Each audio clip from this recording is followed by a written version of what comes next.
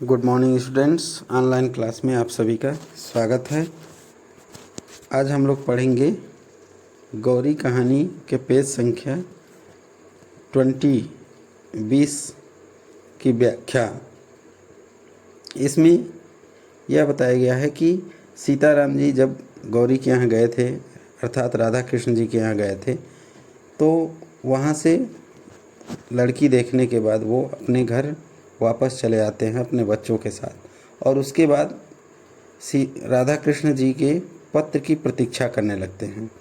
सीताराम जी उस पत्र की प्रतीक्षा में थे जिसमें विवाह की निश्चित तारीख लिख कर आने वाली थी। अब सीताराम जी उस पत्र की प्रतीक्षा कर रहे थे जो राधा कृष्ण जी विवाह की निश्चित तारीख करके भेजने वाले थे। देश की परिस्थिति, गवर्नमेंट का रुख और महात्मा जी के वक्तव्यों को पढ़कर वे जानते थे कि निकट भविष्य में फिर सत्याग्रह संग्राम छिड़ने वाला है।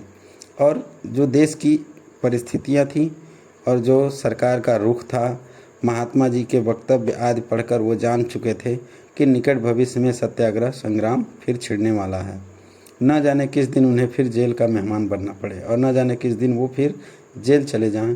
पिछली बार जब गए थे तब उनकी बूढ़ी बुआ थी, और पिछली बार जब वो जेल गए थे तब उनकी बूढ़ी बुआ थी, पर अब तो वो भी नहीं रही। यह कहारिन क्या बच्चों की देखभाल कर सकेगी? अब सीताराम जी अपने बच्चों की परवरिश के लिए चिंतित थे कि कब उनको जेल चला जाना पड़े और बच्चों का देखभाल कौन करेगा। और वो बताते हैं कि पहले जब वो जेल गए थे तो उस समय उनकी बूढ़ी बुआ थी जो बच्चों की देख रेख कर रही थी, पर यह कहारिन पता नहीं बच्चों की देखभाल कर पाएगी कि नहीं। बच्चों की उन्हें बड़ी चिंता थी और बच्चे भी सदा ही माँ माँ की रट लगाए रहते थे, और बच्चे छोटे थे, उनकी माँ नहीं थी, तो वे बच्चे भी हमेशा माँ माँ की रट लगाए रहते थे। उन्होंने फिर एक पत्र राधा कृष्ण जी को शीघ्र ही तारीख निश्चित करने के लिए लिख भेजा, और शीघ्र ही उन्होंने क्या किया, एक पत्र राधा कृष्ण जी को लिखकर भेजा। उधर राधा कृष्ण जी दूसरी ही बात तय कर रहे थे, लेकिन राधा कृष्ण जी सीताराम जी से विवाह न तय करके वो कहीं और दूसरा वर ढूंढ रहे थे। उन्होंने सीताराम जी के पत्र के उत्तर में लिख भेजा कि गौरी की माँ पुराने ख्याल की है। अब उन्होंने यह लिखा कि गौरी की माँ जो है वो पुराने ख्याल की है, वे बिना जन्मपत्री मिलवाए विवाह नहीं करना चाहती, अतएव आप अपनी जन्मपत्री भेज दें। और उन्होंने राधा कृष्ण जी ने क्या किया, सीताराम जी से जन्मपत्री मंगवा ली। पत्र पढ़ने के साथ ही सीताराम जी को यह समझने में देर न लगी कि यह विवाह न करने का केवल बहाना मात्र है, और जब पत्र सीताराम जी पढ़े राधा कृष्ण जी का तो वह समझ गए कि विवाह नहीं करना चाहते हैं, इसलिए यह एक बहाना है। किंतु फिर भी उन्होंने जन्मपत्री भेज दी, लेकिन वो न चाहते हुए भी जन्मपत्री भेज देते हैं। जन्मपत्री भेजने के कुछ ही दिन बाद उत्तर भी आ गया कि जन्मपत्री नहीं मिलती, इसलिए विवाह ना हो सकेगा, क्षमा कीजिएगा।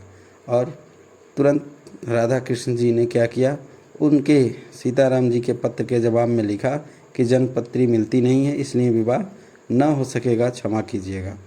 राधा कृष्ण जी को गौरी के लिए दूसरा बल मिल गया था जो उनकी समझ में गौरी के बहुत योग्य था। अब राधा कृष्ण जी को गौरी के लिए दूसरा उचित वर मिल गया था जो उनके समझ में गौरी के लिए बहुत ही योग्य था। धनवान ये भी अधिक न थे, पर अभी अभी नायब तहसीलदार के पद पर नियुक्त हुए थे, और यह बता रहे हैं कि वो भी ज़्यादा धनवान नहीं थे, लेकिन अभी अभी वो तहसीलदार के पद पर नियुक्त हुए थे। आगे और भी उन्नत की आशा थी, और आगे वो और भी पदोन्नत हो सकती थी। उनकी बीए पास थे, देखने में अधिक सुंदर न थे, बदशक्ल भी कहे जा सकते थे, और देखने में वो सुंदर नहीं थे, उन्हें बदशक्ल भी कहा जा सकता है, पर पुरुषों की भी कहीं सुंदरता देखी जाती है। अब बता रहे हैं कि लेकिन पुरुषों की तो सुंदरता नहीं देखी जाती। उम्र कुछ अधिक न थी, यही 24-25 साल, और जहाँ सीताराम जी 35 साल के आसपास थे, वहीं यह लड़का जो है 24 वर्ष का, 24 या 25 साल का रहा होगा। लेन देन का झगड़ा यहाँ भी ना था, और लेन देन की कोई बात यहाँ भी न थी। पहली शादी थी और माँ बाप भाई बहन से भरा पूरा परिवार था, और लड़के की पहली शादी थी, पहला लड़का था, और परिवार भी उनका सब पूरा भरा पड़ा परिवार था। उसमें परिवार में माँ बाप भाई बहन सब लोग थे। राधा कृष्ण जी इससे अधिक और चाहते भी क्या थे, और राधा कृष्ण इससे अधिक नहीं चाहते थे। ईश्वर को उन्होंने कोटशः धन्यवाद दिए और ईश्वर को उन्होंने बहुत बहुत धन्यवाद दिया, जिसकी कृपा से ऐसा वर उन्हें गौरी के लिए मिल गया था। क्योंकि उसी ईश्वर की बदौलत राधा कृष्ण जी को ऐसा दामाद मिला था। विवाह आगामी आषाढ़ में होना निश्चित हुआ और आगामी मतलब आने वाले आषाढ़ के महीने में विवाह होना निश्चित हुआ। दोनों तरफ से विवाह की तैयारी हो रही थी और लड़की पक्ष और लड़का पक्ष अर्थात वर और वधू दोनों पक्ष से खूब धूमधाम से तैयारी हो रही थी। राधा कृष्ण जी बड़ी तन्मयता के साथ गहने कपड़ों का चुनाव करते थे और राधा कृष्ण जी एक ही लड़की थी तो खूब अच्छे अच्छे गहने और कपड़ों का चुनाव करते थे। सोचते थे देर में शादी हुई तो क्या हुआ, वर भी तो कितना अच्छा ढूंढ निकाला है। अब सोचते थे कि भले ही देर से शादी तय हो रही है लेकिन वर भी तो अच्छा निकाला है। कुंती भी खुश थी। उसकी आंखों में वह दृश्य झूलने लगता था कि उसका दामाद छोटा साहब हो गया है।